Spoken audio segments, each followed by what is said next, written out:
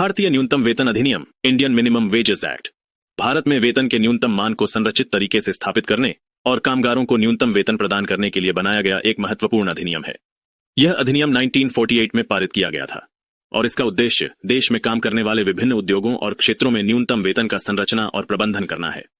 इसके माध्यम से कामगारों को न्यायिकता, सम्मान और उनके जीवनकालिक आवश्यकताओं का ध्यान रखने का प्रयास किया जाता है।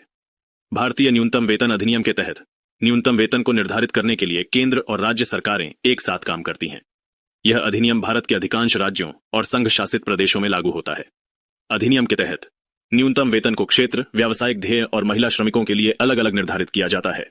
इसके लिए निर्धारित वेतन के आधार पर किसी भी क्षेत्र के लिए एक विशेष समिति नियुक्त की जाती है। भारतीय न्यूनतम वेतन अधिनियम के तहत निर्धारित वेतनों को समय समय पर संशोधित किया जाता है और यह संशोधन सामान्यतः न्यूनतम वेतन के बढ़ते हुए खर्चों, मूल्य जीवन के अनुसार और आर्थिक स्थिति के परिवर्तन के आधार पर किया जाता है। भारतीय न्यूनतम वेतन अधिनियम के अंतर्गत कुल 4 प्रमुख अधिकार होते हैं। 1. न्यूनतम वेतन के निर्धारण।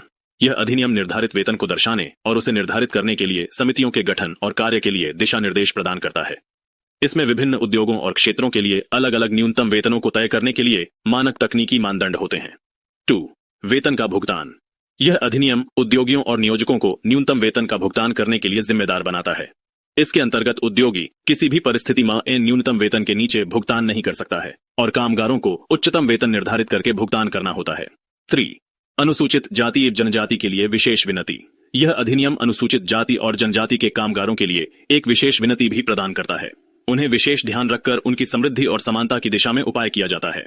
भारतीय न्यूनतम वेतन अधिनियम द्वारा न्यूनतम वेतन की सुरक्षा और सुविधा का ध्यान रखा जाता है, जिससे कामगारों को उच्चतम वेतन प्राप्त करने में मदद मिलती है।